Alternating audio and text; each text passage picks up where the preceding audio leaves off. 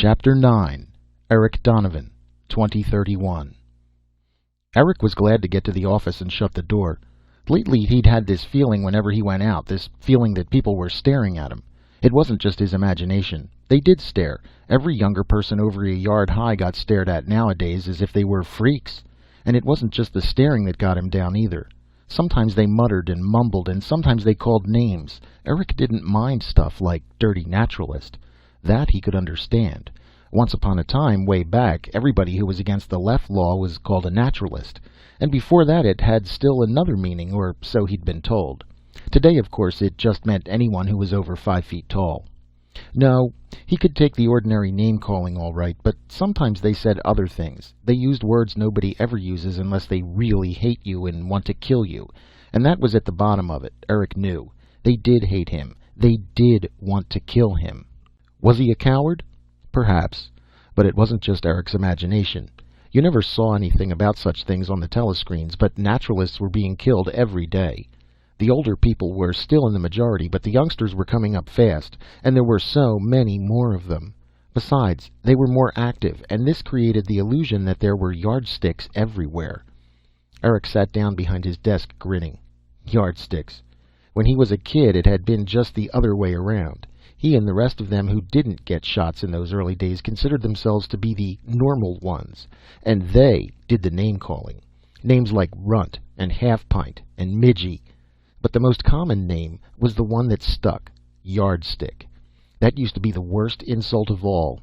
But now it wasn't an insult anymore. Being taller was the insult. Being a dirty naturalist or a son of a naturalist. Times certainly had changed.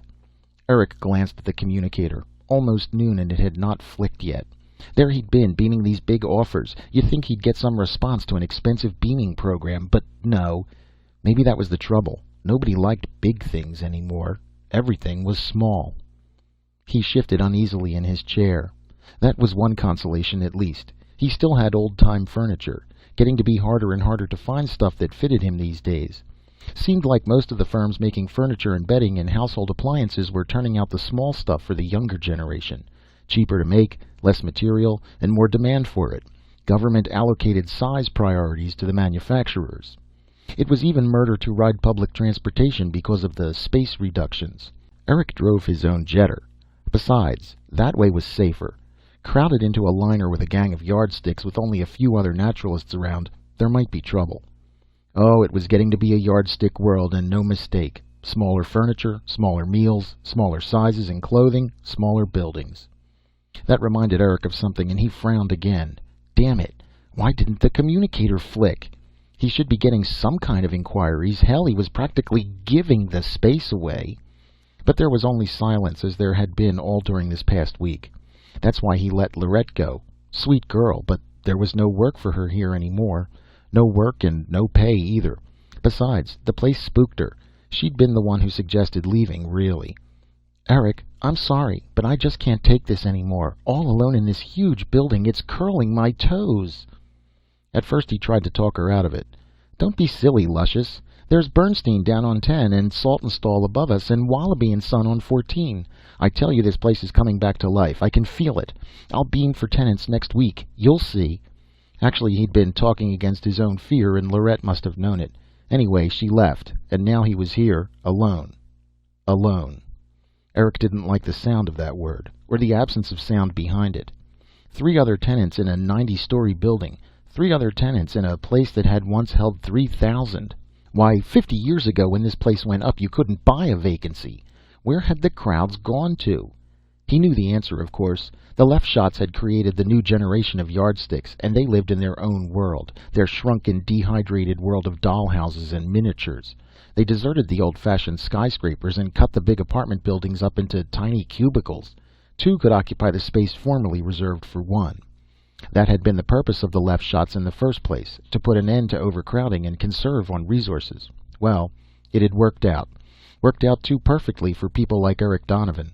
Eric Donovan, rental agent for a building nobody wanted anymore. A 90-story mausoleum, and nobody could collect rent from ghosts. Ghosts. Eric damn near jumped through the ceiling when the door opened and this man walked in. He was tall and tow-headed. Eric stared. There was something vaguely familiar about his face. Something about those ears. That was it, those ears. No, it couldn't be. It wasn't possible. Eric stood up and held out his hand. "I'm Donovan," he said. The tow-headed man smiled and nodded. "Yes, I know. Don't you remember me?" "I thought I knew you from someplace. You wouldn't be Sam Walzik." The tow-headed man's smile became a broad grin. "That's not what you were going to say, Eric. You were going to say Handlehead, weren't you? Well, go on, say it. I don't mind. I've been called a lot worse things since we were kids together." "I can't believe it," Eric murmured. "It's really you, old Handlehead Walzik. And after all these years turning up to rent an office from me. Well, what do you know?" "I didn't come here to rent an office." "Oh? Then it was your name that brought me. I recognized it on the beamings. This is a social call, eh? Well, that's good. I don't get much company these days. Sit down and have a reef." Walzak sat down, but refused the smoke. "I know quite a bit about your setup," he said. "You and your 3 tenants. It's tough, Eric." "Oh, things could be worse." Eric forced a laugh. "It isn't as if my bucks depended on the number of tenants in the building. Government subsidizes this place. I'm sure of a job as long as I live." "As long as you live." Walzak stared at him in a way he didn't like. "And just how long do you figure that to be?" "I'm only 26, Eric answered. "According to statistics, that gives me maybe another 60 years. "Statistics." Walzak said it like a dirty word. "Your life expectancy isn't determined by statistics anymore. I say you don't have 60 months left, perhaps not even 60 days. What are you trying to hand me?" "The truth, and don't go looking for a silver platter underneath it either." "But I mind my own business. I don't hurt anybody. Why should I be in any danger?" "Why does a government subsidy support one rental manager to sit here in this building every day, but 10 guards to patrol it every night?" Eric opened his mouth wide before shaping it for speech. "Who told you that?" "Like I said, I know the setup." Walzak crossed his legs, but he didn't lean back. "And in case you haven't guessed it, this is a business call, not a social one." Eric sighed. "Might have figured," he said. "You're a naturalist, aren't you?" "Of course I am. We all are." "Not I." "Oh yes, whether you like it or not, you're a naturalist too. As far as the yardsticks are concerned, everyone over 3 feet high is a naturalist, an enemy, someone to be hated and destroyed." "Think I'd believe that? Sure. I know they don't like us, and why should they? We eat twice as much, we take up twice the space, and I guess when we were kids we gave a lot of them a hard time. Besides, outside of a few exceptions like ourselves, all the younger generation are yardsticks, with more coming every year. The older people hold the key positions and the power. Of course there's a lot of friction and resentment, but you know all that." "Certainly," Walzak nodded. "All that and more, much more. I know that up until a few years ago, no yardstick held any public office or government position. Now they're starting to move in, particularly in Europe-Asia. But there's so many of them now, adults in their early 20s, that the pressure is building up. They're impatient, getting out of hand. They won't wait until the old folks die off. They want control now. And if they ever manage to get it, we're finished for good." "Impossible," Eric said. "Impossible?" Walzik's voice was a mocking echo. "You sit there in this tomb, and when somebody tells you that the world you know has died, you refuse to believe it. Even though every night after you sneak home and huddle up inside your room trying not to be noticed, 10 guards patrol this place with subatomics so the yardstick gangs won't break in and take over. So they won't do what they did down south, overrun the office buildings and the factories and break them up, cut them down to size for living quarters." "But they were stopped," Eric objected. "I saw it on the telescreen. The security forces stopped them." "Crapola." Walzak pronounced the archaicism with studied care.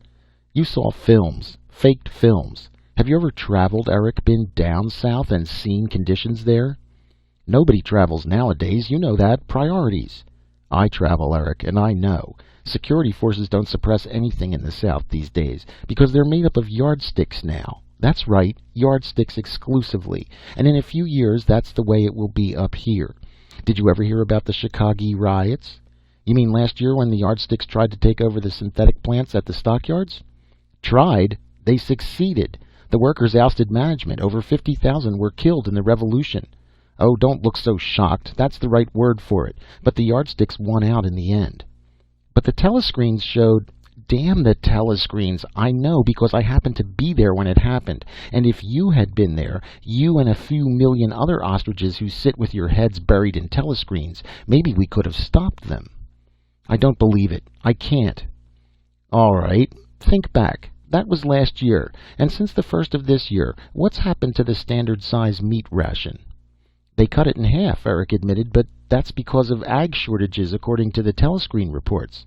He stood up, gulping. Look here, I'm not going to listen to any more of this kind of talk. By rights, I ought to turn your name in. Go ahead, Walzak waved his hand. It's happened before. I was reported when I blasted the yardsticks who shot my father down when he tried to land his jet in a southern field. I was reported when they killed Annette. Annette?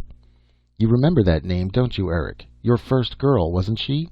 Well, I'm the guy who married her. Yes, and I'm the guy who talked her into having a baby without the benefit of left shots. Sure, it's illegal and only a few of us ever try it anymore, but we both agreed that we wanted it that way. A real life-sized normal baby. Or abnormal according to the yardsticks and the stupid government. It was a dirty scum of a government doctor who let her die on the table when he discovered the child weighed 7 pounds. That's when I really woke up, Eric. That's when I knew there was going to be only one decision to make in the future. Kill or be killed. Annette, she died, you say? Walzak moved over and put his hand on Eric's shoulder. You never married her, did you, Eric? I think I know why. It's because you felt the way I did about it. You wanted a regular kid, not a yardstick. Only you didn't quite have the guts to try and beat the law. Well, you'll need guts now, because it's getting to the point where the law can't protect you anymore. The government is made up of old men, and they're afraid to take action. In a few years, they'll be pushed out of office all over the world. We'll have yardstick government then, all the way, and yardstick law. And that means they'll cut us down to size. But what can we do about it? Plenty. There's still a little time if we naturalists can only get together. Stop being just a name and become an organized force. Maybe the ending will be different. We've got to try in any case. The yardsticks are human beings just like us, Eric said slowly. We can't just declare war on them, wipe them out. It's not their fault. They were born that way. Walzak nodded. I know. Nothing is anybody's fault, really. This whole business began in good faith. Leffingwell and some of the other geniuses saw a problem and offered what they sincerely believed was a solution. But it didn't work, Eric murmured. Wrong. It worked only too well. That's the trouble. Sure, we eliminated our difficulties on the physical level. In less than 30 years, we've reached a point where there's no longer any danger of overcrowding or starvation. But the psychological factor is something we can't cope with. We thought we'd ended war and the possibilities of war a long time ago, but it isn't foreign enemies we must fear today. We've created a nation divided into Davids and Goliaths, and David and Goliath are always enemies. David killed Goliath, Eric said. Does that mean we're going to die? Only if we're as stupid as Goliath was, only if we wear our telescreens like invisible armor and pay no attention to the slingshots in David's hands. Eric lit a reef. All right, he said. You don't have to lecture. I'm willing to join, but I'm no Goliath. Really, I never had a fight in my life. What could I do to help? You're a rental agent. You have the keys to this building. The guards don't bother you by day, do they? You come and go as you please. That means you can get into the cellars. You can help us move the stuff down there, and we'll take care of the guards some night after that. I don't understand. The friendly pressure on Eric's shoulder became a fierce grip. You don't have to understand. All you do is let us plant the stuff in the cellars and let us get rid of the guards afterwards in our own way. The yardsticks will do the rest. You mean take over the building when it's not protected? Of course. They'll take it over completely once they see there's no opposition, and they'll remodel it to suit themselves. And within a month, there'll be 10,000 yardsticks sitting in this place. The government will never stand still for that. Wake up. It's happening all over all the time, and nothing is being done to prevent it. Security is too weak, and officials are too timid to risk open warfare. So the yardsticks win, and I'm going to see that they win this place. But how will that help us? You don't see it yet, do you? And neither will the yardsticks, until some fine day 3 or 4 months from now when we get around to what will be planted in the cellars. Somebody will throw a switch miles away and... boom. Walzak, you couldn't.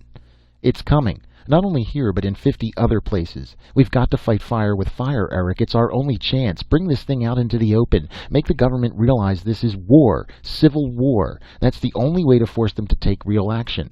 We can't do it any other way. It's illegal to organize politically, and petitions do no good. We can't get a hearing. Well, they'll have to listen to the explosions. I just don't know. Maybe you're the one who should have married Annette after all. Walzak's voice was cold. Maybe you could have watched her scream and beg and die, and never wanted to move a muscle to do anything about it afterwards. Maybe you're the model citizen, Eric. You and the thousands of others who are standing by and letting the yardsticks chop us down one by one.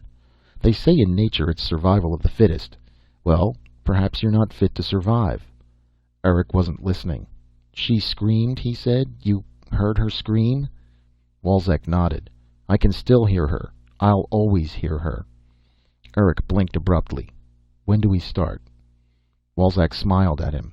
It was a pretty good smile for a man who can always hear screaming. I knew I could count on you, he murmured. Nothing like old friends. Funny, isn't it? Eric tried to match his smile. The way things work out. You and I being kids together, you marrying my girl, and then us meeting up again this way. Yes, said Walzak, and he wasn't smiling now.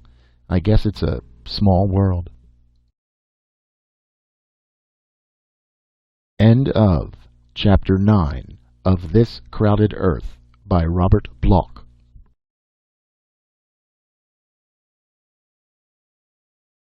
Chapter 10. Harry Collins, 2032. Harry's son's house was on the outskirts of Washington, near what had once been called Gettysburg. Harry was surprised to find that it was a house, and a rather large one, despite the fact that almost all the furniture had been scaled down proportionately to fit the needs of a man 3 feet high. But then Harry was growing accustomed to surprises. He found a room of his own, ready and waiting on the second floor. Here the furniture was of almost antique vintage, but adequate in size, and here, in an atmosphere of unaccustomed comfort, he could talk. So you're a physician, eh? Harry gazed down into the diminutive face, striving to accept the fact that he was speaking to a mature adult, his own son, his and Sue's. A grown man and a doctor.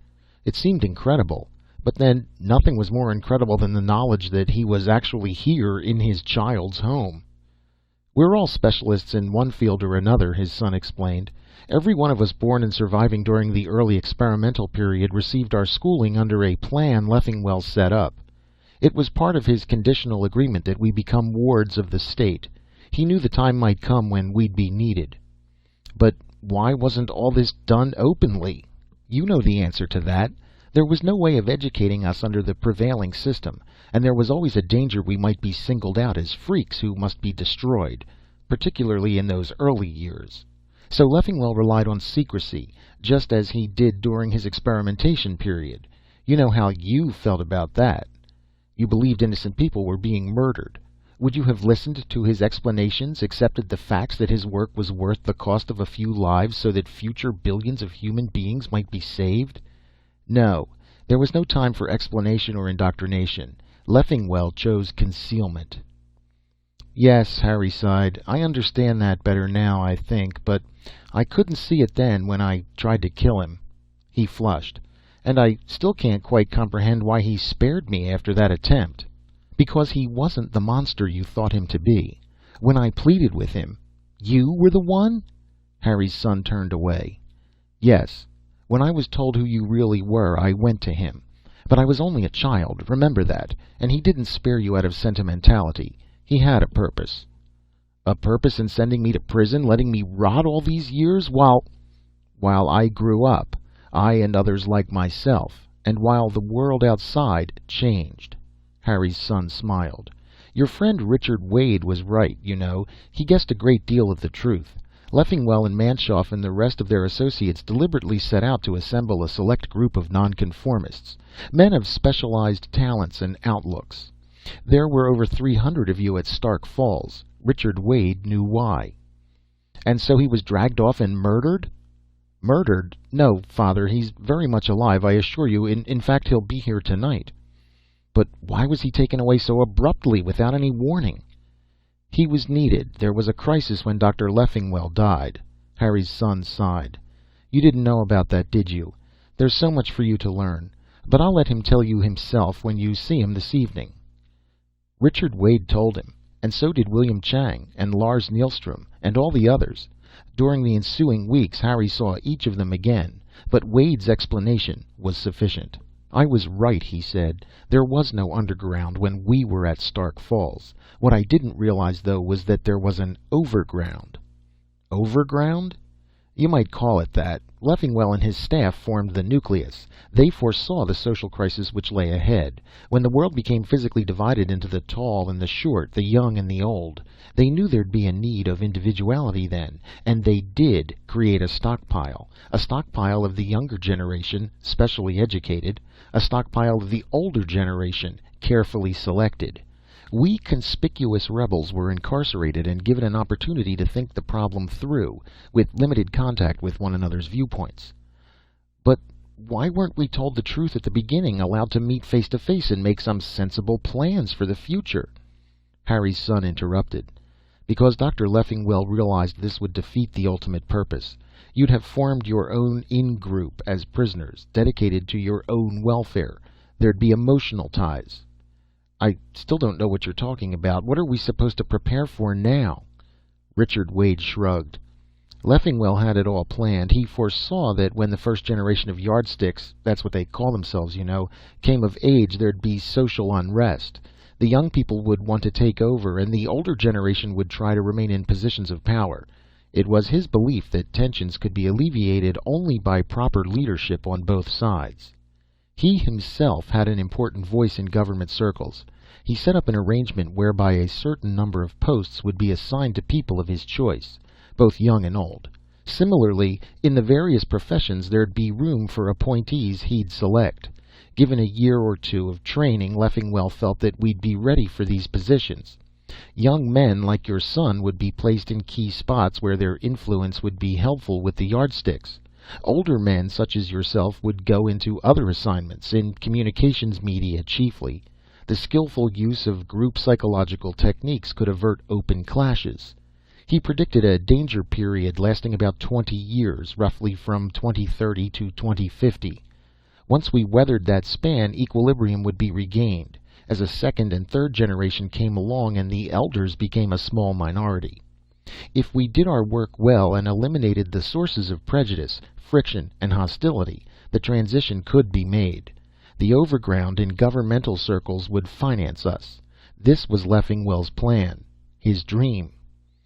"You speak in the past tense," Harry said. "Yes." Wade's voice was harsh. "Because Leffingwell is dead of cerebral hemorrhage, and his plan died with him. Oh, we still have some connections in government, enough to get men like yourself out of Stark Falls. But things have moved too swiftly. The yardsticks are already on the march. The people in power, even those we relied upon, are getting frightened. They can't see that there's time left to train us to take over, and frankly I'm afraid most of them have no inclination to give up their present power. They intend to use force." "But you talk as though the yardsticks were united." "They are uniting, and swiftly. Remember the naturalists?" Harry nodded slowly. "I was one once, or I thought I was." "You were a liberal. I'm talking about the new naturalists, the ones bent on actual revolution." "Revolution?" "That's the word, and that's the situation. It's coming to a head fast." "And how will we prevent it?" "I don't know." Harry's son stared up at him. "Most of us believe it's too late to prevent it. Our immediate problem will be survival. The naturalists want control for themselves. The yardsticks intend to destroy the power of the older generation, and we feel that if matters come to a head soon, the government itself may turn on us too. They'll have to." "In other words," Harry said, "we stand alone." "Fall alone, more likely," Wade corrected. "How many of us are there?" "About 600, said Harry's son, "located in private homes throughout this eastern area. If there's violence, we don't have a chance of controlling the situation." "But we can survive, as I see it. That's our only salvation at the moment, to somehow survive the coming conflict. Then perhaps we can find a way to function as Leffingwell planned." "We'll never survive here. They'll use every conceivable weapon." "But since there's no open break with the government yet, we could still presumably arrange for transportation facilities." "To where?" "Some spot in which we could weather the storm. What about Leffingwell's old hideout?" "The units are still standing," Harry's son nodded. "Yes, that's a possibility, but what about food?" "Grizek." "What?" "Friend of mine," Harry told him. "Look, we're going to have to work fast, and yet we've got to do it in a way that won't attract any attention, not even from the government. I suggest we set up an organizing committee and make plans." He frowned. "How much time do you think we have? A year or so?" "6 months," his son hazarded. "4 at most," Wade said. "Haven't you been getting the full reports on those riots? Pretty soon they'll declare a state of national emergency, and then nobody will be going anywhere." "All right," Harry Collins grinned. "We'll do it in 4 months." Actually, as it worked out, they did it in just a day or so under 3. 542 men moved by jetter to Colorado Springs, thence by helicopter to the Canyon Hideaway. They moved in small groups, a few each week. Harry himself had already established the liaison system, and he was based at Grizek's ranch. Grizek was dead, but Bassett and Tom Lowry remained, and they cooperated. Food would be ready for the copters that came out of the canyon. The canyon installation itself was deserted, and the only problem it presented was one of rehabilitation. The first contingent took over. The jetters carried more than their human cargo. They were filled with equipment of all sorts, microscans and laboratory instruments and devices for communication. By the time the entire group was assembled, they had the necessary implementation for study and research. It was a well-conceived and well-executed operation. To his surprise, Harry found himself acting as the leader of the expedition, and he continued in this capacity after they were established.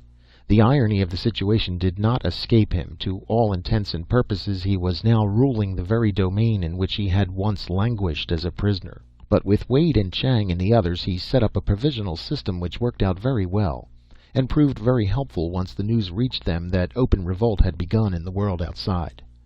A battered copter landed one evening at dusk, and the wounded pilot poured out his message, then his life's blood. Angelisco was gone. Washington was gone.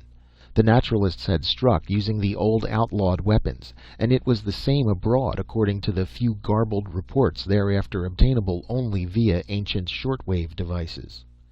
From then on, nobody left the canyon except on weekly copter lifts to the ranch grazing lands for fresh supplies. Fortunately, that area was undisturbed, and so were its laconic occupants. They neither knew nor cared what went on in the world outside, what cities were reported destroyed, what forces triumphed or went down into defeat, what activity or radioactivity prevailed. Life in the canyon flowed on, more peacefully than the river cleaving its center. There was much to do and much to learn. It was actually a monastic existence, compounded of frugality, abstinence, continence, and devotion to scholarly pursuits. Within a year, gardens flourished. Within 2 years, herds grazed the grassy slopes. Within 3 years, cloth was being woven on looms in the ancient way, and most of the homespun arts of an agrarian society had been revived. Men fell sick and men died, but the survivors lived in amity. Harry Collins celebrated his 60th birthday as the equivalent of a second-year student of medicine, his instructor being his own son. Everyone was studying some subject, acquiring some new skill. One-time rebellious natures and one-time biological oddities alike were united by the common bond of intellectual curiosity. It was, however, no utopia. Some of the younger men wanted women, and there were no women. Some were irked by confinement and wandered off. 3 of the fleet of 11 copters were stolen by groups of malcontents. From time to time there would be a serious quarrel. 6 men were murdered. The population dwindled to 420. But there was progress in the main. Eventually Banning joined the group from the ranch, and under his guidance the study system was formalized. Attempts were made to project the future situation, to prepare for the day when it would be possible to venture safely into the outside world once again and utilize newly won abilities. Nobody could predict when that would be, nor what kind of world would await their coming. By the time the 5th year had passed, even short-wave reports had long since ceased. Rumors persisted that radioactive contamination was widespread, that the population had been virtually decimated, that the government had fallen, that the naturalists had set up their own reign only to fall victim to internal strife. But one thing is certain, Harry Collins told his companions as they assembled in the usual monthly meeting on the grounds before the old headquarters building one afternoon in July. The fighting will end soon. If we hear nothing more within the next few months, we'll send out observation parties. Once we determine the exact situation, we can plan accordingly. The world is going to need what we can give. It will use what we have learned. It will accept our aid. One of these days," and he went on to outline a carefully calculated program of making contact with the powers that be, or might be. It sounded logical, and even the chronic grumblers and habitual pessimists in the group were encouraged. If at times they felt the situation fantastic and the hope forlorn, they were heartened now. Richard Wade summed it up succinctly afterwards in a private conversation with Harry. "It isn't going to be easy," he said. "In the old science fiction yarns I used to write, a group like this would have been able to prevent the revolution. At the very least it would decide who won if fighting actually broke out. But in reality, we were too late to forestall revolt, and we couldn't win the war no matter on whose side we fought. There's just one job we're equipped for, and that's to win the peace. I don't mean we'll step out of here and take over the world, either. We'll have to move slowly and cautiously, dispersing in little groups of 5 or 6 all over the country. And we'll have to sound out men in the communities we go to, find those who are willing to learn and willing to build. But we can be an influence, and an important one. We have the knowledge and the skill. We may not be chosen to lead, but we can teach the leaders, and that's important." Harry smiled in agreement. They did have something to offer, and surely it would be recognized, even if the naturalists had won, even if the entire country had sunk into semi-barbarism. No use anticipating such problems now. Wait until fall came. Then they'd reconnoiter and find out. Wait until fall. It was a wise decision, but one which ignored a single important fact. The naturalists didn't wait until fall to conduct their reconnaissance. They came over the canyon that very night, a large group of them in a large jetter, and they dropped a large bomb. End of Chapter 10 of This Crowded Earth by Robert Bloch.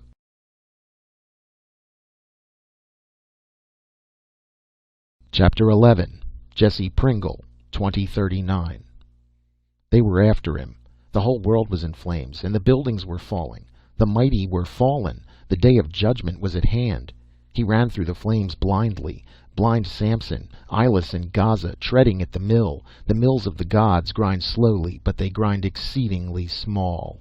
Small. They were all small, but that didn't matter. They had the guns, and they were hunting him down to his doom. Day of doom. Doomsday. The great red dragon with 7 heads and 10 horns was abroad in the land. They had unleashed the dragon, and his breath was a fire that seared, and his tail was a thunder that toppled towers. The dragon was searching him out for his sins. He would be captured and set to labor in the mill. But he would escape. He must escape. He was afraid of them, small as they were, and great oaks from little acorns grow. It's the little things that count, and he dare not go a-hunting for fear of little men. Jesse crouched against the dock, watching the grain elevators burn. The whole city was burning.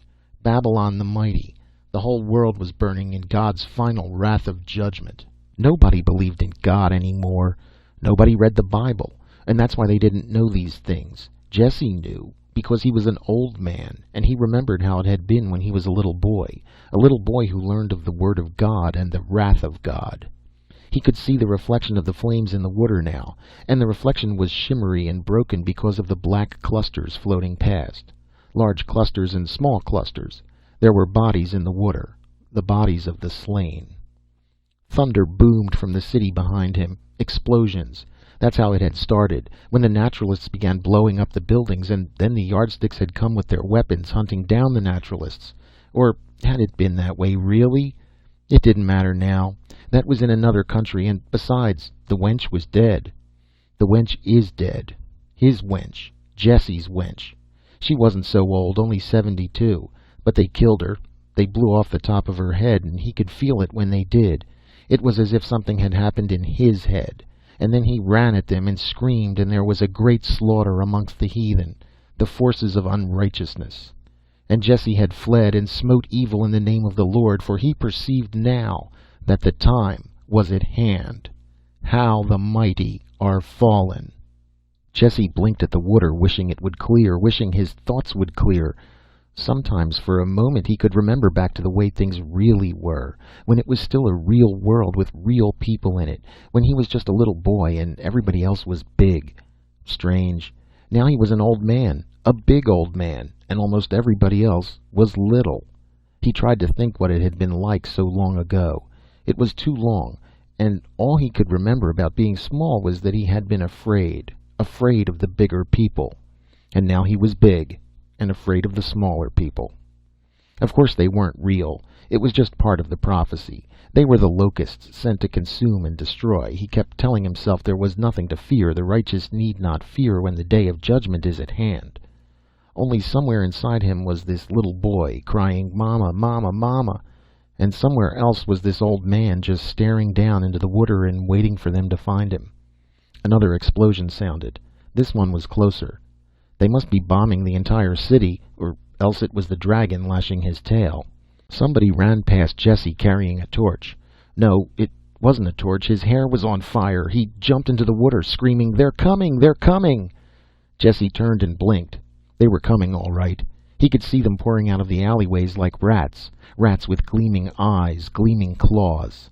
Suddenly his head cleared. He realized that he was going to die. He had perhaps 1 minute of life left. 1 minute out of 80 years, and he couldn't fool himself any longer. He was not delirious. Day of judgment? That was nonsense. And there was no dragon, and these were not rats. They were merely men, puny little men who killed because they were afraid. Jesse was a big man, but he was afraid too. 6 feet 3 inches tall he was when he stood up straight as he did now, watching them come, but he knew fear. And he resolved that he must not take that fear with him into death. He wanted to die with something better than that. Wasn't there something he could find and cling to, perhaps some memory? A minute is so short, and 80 years is so long. Jesse stood there swaying, watching them draw nearer, watching them as they caught sight of him and raised their weapons. He scanned rapidly into the past before the time the wench was dead, back to when you and I were young, Maggie, back still earlier and earlier, seeking the high point, the high school. That was it, the high school, the highlight, the moment of triumph, the game with Lincoln. Yes, that was it. He hadn't been ashamed of being 6 feet 3 inches then. He'd been proud of it, proud as he raised his arms and splashed down into the water as the bullet struck. And that was the end of Jesse Pringle. Jesse Pringle, champion basketball center of the class of '79. End of Chapter 11 of This Crowded Earth by Robert Bloch.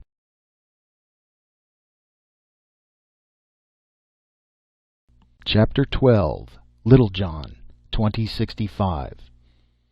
The helicopter landed on the roof, and the attendants wheeled it over to one side. They propped the ladder up, and Little John descended slowly, panting. They had a coaster chair waiting, and he sank into it, grateful for the rest.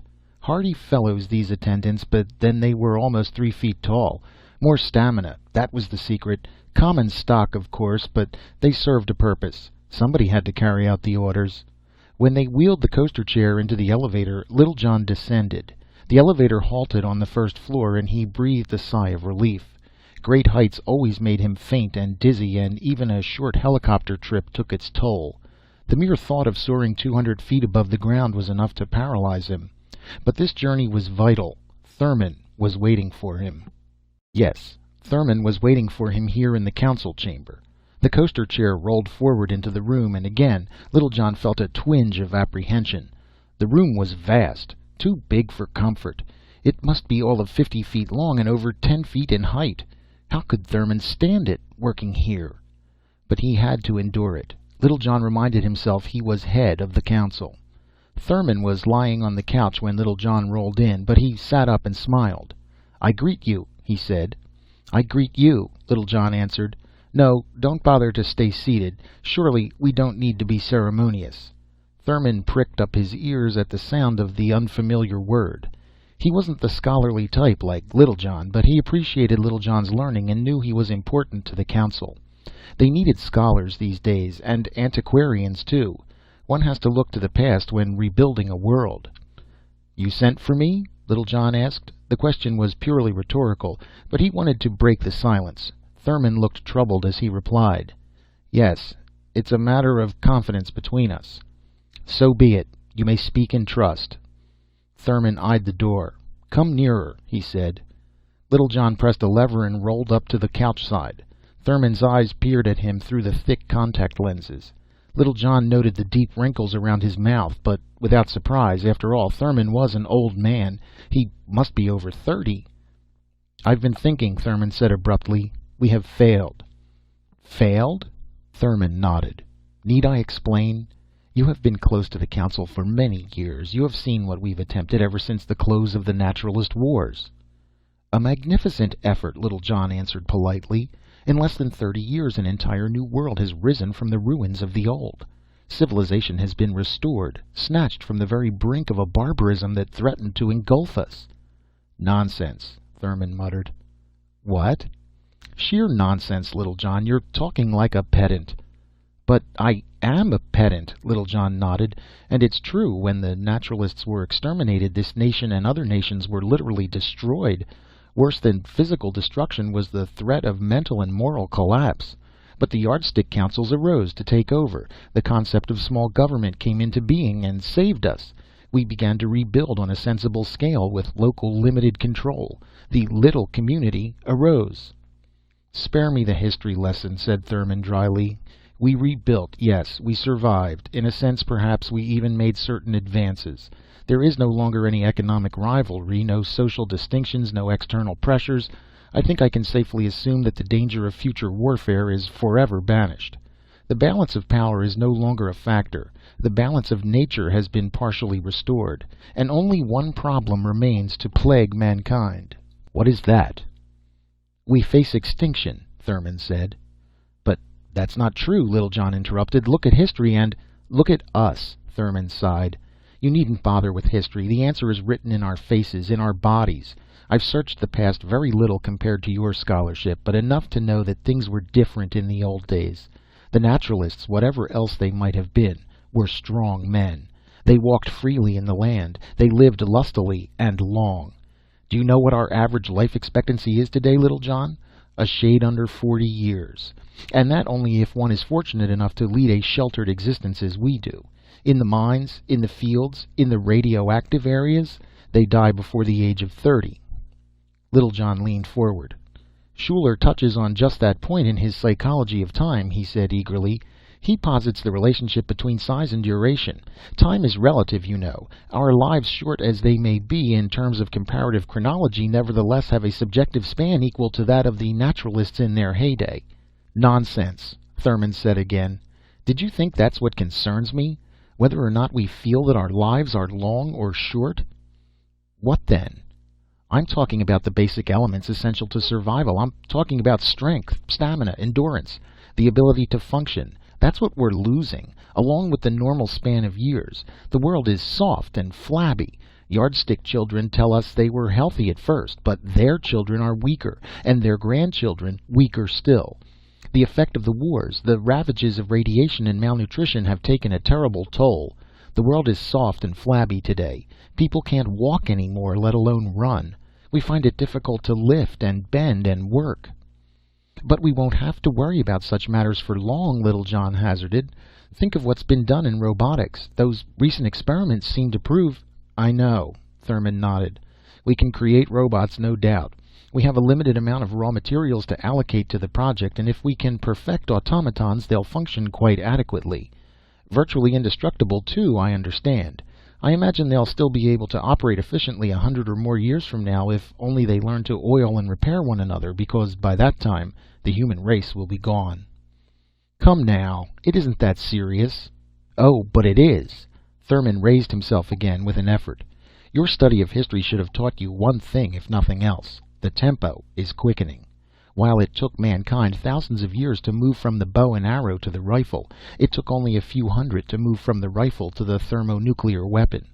It took ages before men mastered flight, and then in 2 generations they developed satellites. In 3, they reached the moon and Mars. But we're talking about physical development. I know, and physically the human race altered just as drastically in an equally short span of time. As recently as the 19th century, the incidence of disease was 1,000-fold greater than it is now. Life was short then. In the 20th century, disease lessened and life expectancy doubled in certain areas. Height and weight increased perceptibly with every passing decade. Then came Leffingwell and his injections. Height, weight, life expectancy have fallen perceptibly every decade since then. The war merely hastened the process. "You appear to have devoted a great deal of time to this question," Littlejohn observed. "I have," answered the older man. "And it's not a question. It's a fact. The one fact that confronts us all. If we proceed along our present path, we face certain extinction in a very short time. The strain is weakening constantly. The vitality is draining away. We sought to defeat nature, but the naturalists were right in their way." "And the solution?" Thurman was silent for a long moment. Then, "I have none," he said. "You have consulted the medical authorities?" "Naturally. And experiments have been made. Physical conditioning, systems of exercise, experimentation in chemotherapy are still being undertaken. There's no lack of volunteers, but a great lack of results. No, the answer does not lie in that direction." "But what else is there?" "That is what I had hoped you might tell me," Thurman said. "You are a scholar. You know the past. You speak often of the lessons of history." Littlejohn was nodding, but not in agreement. He was trying to comprehend, for suddenly the conviction came to him clearly. Thurman was right. It was happening, and happened right under their smug noses. The world was weakening. It was slowing down, and the race is only to the swift. He cursed himself for his habit of thinking in platitudes and quotations, but long years of study had unfitted him for less prosaic phraseology. If he could only be practical. Practical. "Thurman," he said, "there is a way so obvious we've all overlooked it, passed right over it." "And that is?" "Stop the Leffingwell injections." "But—" "I know what you'll say. There have been genetic mutations. Very true. But such mutations can't be universal. A certain percentage of offspring will be sound, capable of attaining full growth. And we don't have the population problem to cope with anymore. There's room for people again. So why not try it? Stop the injections and allow babies to be born as they were before." Littlejohn hesitated before adding a final word, but he knew he had to add it. He knew it now. "Normally," he said. Thurman nodded. "So that is your answer?" "Yes, I think it will work." "So do the biologists," Thurman told him. "A generation of normal infants reared to maturity would restore mankind to its former stature in every sense of the word. And now, knowing the lessons of the past, we could prepare for the change to come. We could rebuild the world for them to live in, rebuild it psychically as well as physically. We'd plan to eliminate the rivalry between the large and the small, the strong and the weak. It wouldn't be difficult because there's plenty for all. There'd be no trouble as there was in the old days. We've learned to be psychologically flexible." Littlejohn smiled. "Then that is the solution?" he asked. "Yes. Eliminating the Leffingwell injections will give us a good proportion of normal children again. But where do we find the normal women to bear them?" "Normal women?" Thurman sighed, then reached over and placed a scroll in the scanner. "I have already gone into that question with research technicians," he said, "and I have the figures here." He switched on the scanner and began to read. "The average nubile female aged 13 to 21 is 2 feet 10 inches high and weighs 48 pounds. Thurman flicked the switch again and peered up. "I don't think I'll bother with pelvic measurements," he said. "You can already see that giving birth to a 6 or 7 pound infant is physically impossible under the circumstances. It cannot be done." "But surely there must be some larger females, perhaps a system of selective breeding on a gradual basis." "You're talking in terms of generations. We haven't got that much time." Thurman shook his head. "No, we're stopped right here. We can't get normal babies without normal women, and the only normal women are those who began life as normal babies." "Which comes first?" Littlejohn murmured. "The chicken or the egg?" "What's that?" "Nothing. Just an old saying from history." Thurman frowned. "Apparently, then, that's all you can offer in your professional capacity as a historian, just some old sayings." He sighed. "Too bad you don't know some old prayers, because we need them now." He bowed his head, signifying the end of the interview. Littlejohn rolled out of the room. His copter took him back to his own dwelling back across the rooftops of New Chicago. Ordinarily, Littlejohn avoided looking down. He dreaded heights, and the immensity of the city itself was somehow appalling. But now he gazed upon the capital and center of civilization with a certain morbid affection. New Chicago had risen on the ashes of the old after the war's end. Use of thermonukes had been limited, fortunately, so radioactivity did not linger, and the vast craters hollowed out by ordinary warheads had been partially filled in by rubble and debris. Artificial fill had done the rest of the job, so that now New Chicago was merely a flat prairie as it must have been hundreds of years ago. A flat prairie on which the city had been resurrected. There were almost 50,000 people here in the capital, the largest congregation of population on the entire continent. They had built well and surely this time, built for the security and certainty of centuries to come. Little John sighed. It was hard to accept the fact that they had been wrong, that all this would end in nothingness. They had eliminated war, eliminated disease, eliminated famine, eliminated social inequality, injustice, disorders external and internal, and in so doing, they had eliminated themselves. The sun was setting in the west, and long shadows crept over the city below. Yes, the sun was setting, and the shadows were gathering. The night was coming to claim its own. Darkness was falling, eternal darkness.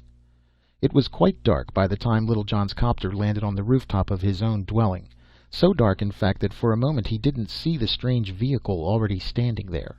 Not until he had settled into his coaster chair did he notice the presence of the other copter, and then it was too late.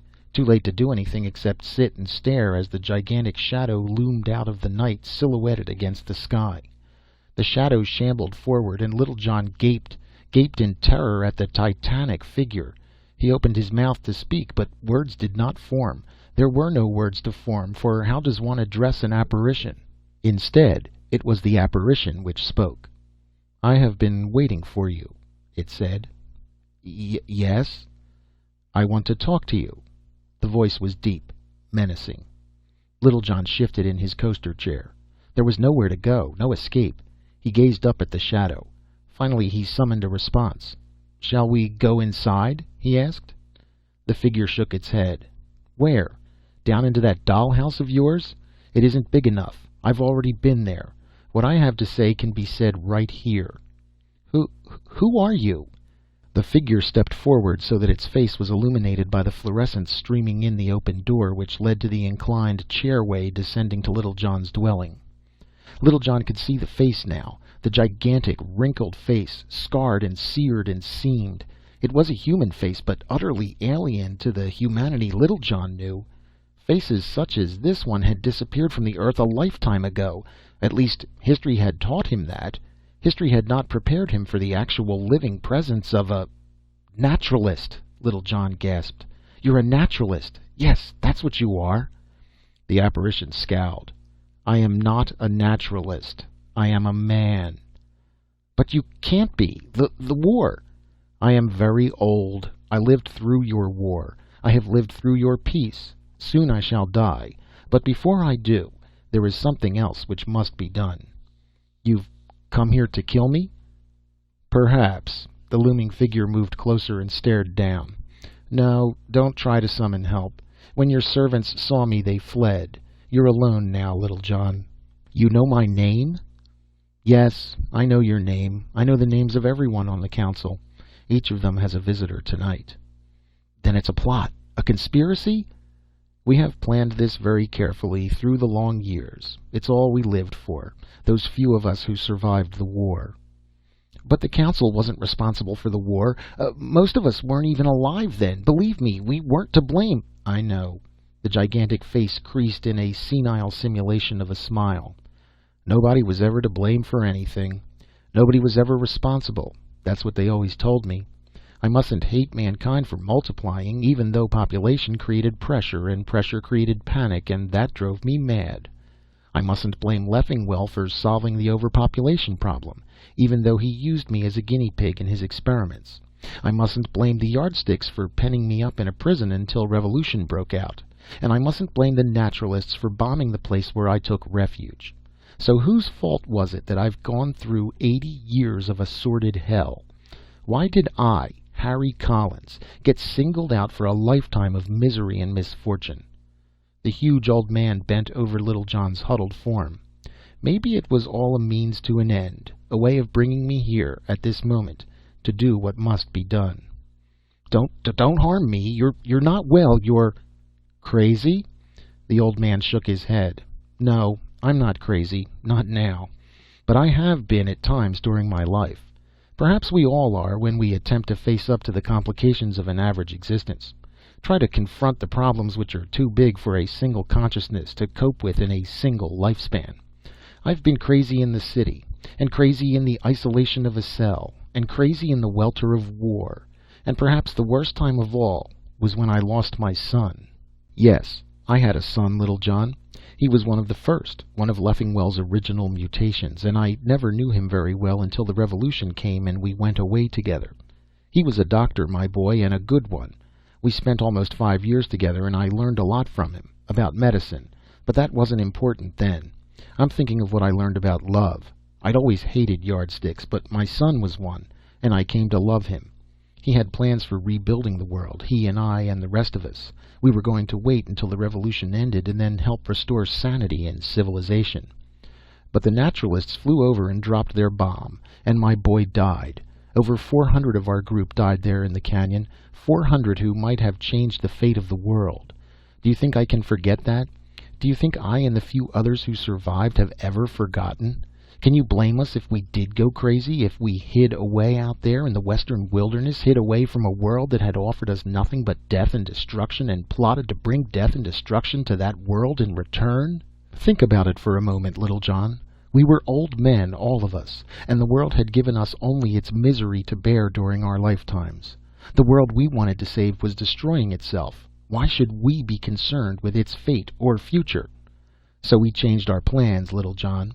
Perhaps the shock had been too much. Instead of plotting to rebuild the world, we turned our thoughts to completing its destruction. Our tools and texts were gone, buried in the rubble with the bodies of fine young men. But we had our minds, crazed minds you'd call them, but aware of reality, the grim reality of the post-revolutionary years. We burrowed away in the desert. We schemed and we dreamed. From time to time we sent out spies. We knew what was going on. We knew the naturalists were gone, that 6-footers had vanished from a yardstick world. We knew about the rehabilitation projects. We watched your people gradually evolve new patterns of living and learning. Some of the former knowledge was rescued, but not all. Our little group had far more learning than you've ever dreamt of. 50 of us between ourselves could have surpassed all your scientists in every field. But we watched and we waited, and some of us died of privation, and some of us died of old age, until at last there were only a dozen of us to share the dream of destruction.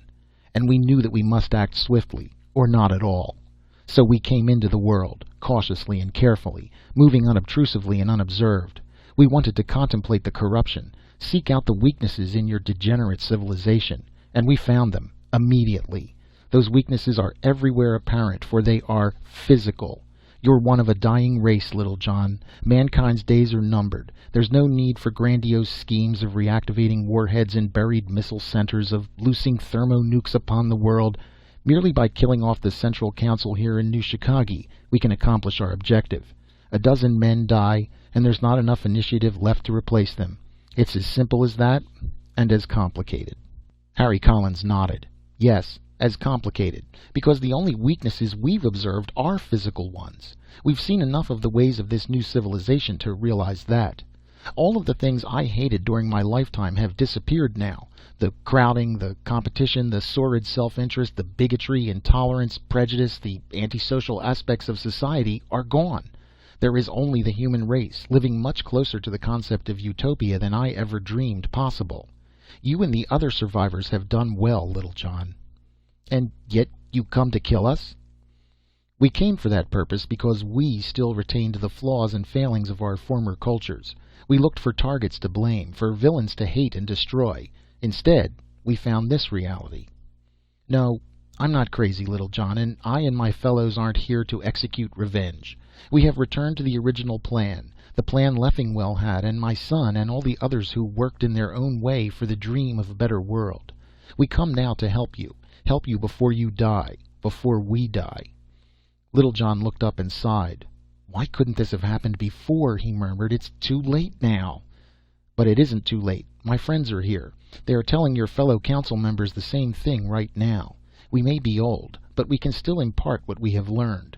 There are any number of technological developments to be made. We can help you to increase your use of atomic power. There's soil reclamation and irrigation projects and biological techniques." "You said it yourself," Littlejohn whispered. "We're a dying race. That's the primary problem, and it's an insoluble one. Just this afternoon—" and he told him about the interview with Thurman.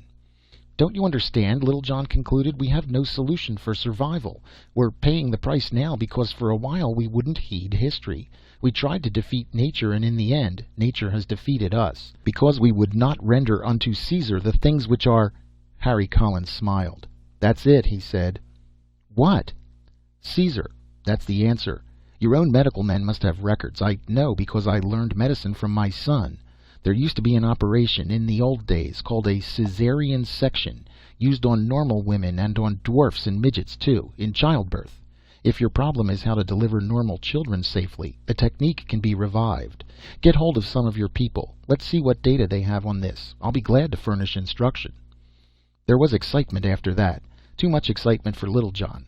By the time the council had assembled an emergency session, by the time plans were formulated and he returned to his own dwelling in the helicopter, he was completely exhausted. Only the edge of elation sustained him, the realization that a solution had been found. As he sank into slumber, he knew that he would sleep the clock around. And so would Harry Collins. The old man and his companions, now guests of the council, had been temporarily quartered in the council chambers. It was the only structure large enough to house them, and even so they had to sleep on the floor. But it was sufficient comfort for the moment. It was many hours before Harry Collins awoke. His waking was automatic, for the tiny telescreen at the end of the council room glowed suddenly, and the traditional voice chirped forth to interrupt his slumber. "Good mornin'," said the voice. "It's a beautiful day in New Chicago." Harry stared at the screen, and then he smiled. "Yes," he murmured, "but tomorrow will be better." End of This Crowded Earth by Robert Bloch.